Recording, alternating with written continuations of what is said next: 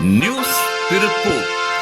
கொங்கு மண்டலத்தில் பவளக்கொடி அறக்கட்டளை கும்மி கலைக்குழு சார்பில் நூற்றுக்கணக்கான வள்ளி கும்மி நிகழ்ச்சிகள் நடத்தி வருகிறார்கள். இவர்களின் கும்மி நிகழ்ச்சி உலகெங்கும் புகழ்பெற்று வருகிறது. இந்த நிலையில் இந்த குழுவினரின் ஆர்வத்தால் அடுத்து கம்பத்து ஆட்டம் ஆடுவதற்கான பயிற்சியில் ஈடுபட்டிருந்தனர். கடுமையான பயிற்சிக்கு பின்னர் நிறைவுற்ற காரணத்தால் இன்று அரங்கேற்றம் சிறப்பாக நடைபெற்றது. திருப்பூர் தென்னம்பாளையம் அருகில் உள்ள ஆர்விஇ லேஅவுட் காமாட்சியம்மன் கோவிலில் தீரன் கலைக்குழு நிறுவன தலைவரும் பவளக்கொடி குழுவினருக்கு கம்பத்தாட்டத்து ஆசிரியருமான சவுந்தர் அவர்கள் தலைமையில் நடைபெற்றது. இந்த விழாவில் பவளக்கொடி அறக்கட்டளை குழுவின் தலைவர் அருணாச்சலம், செயலாளர் பழனிசாமி, பொருளாளர் சுப்பிரமணியம் ஆகியோர் கலந்து கொண்டனர்.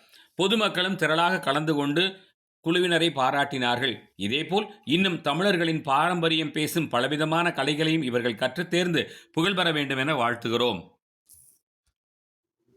நியூஸ் திருப்பூர்.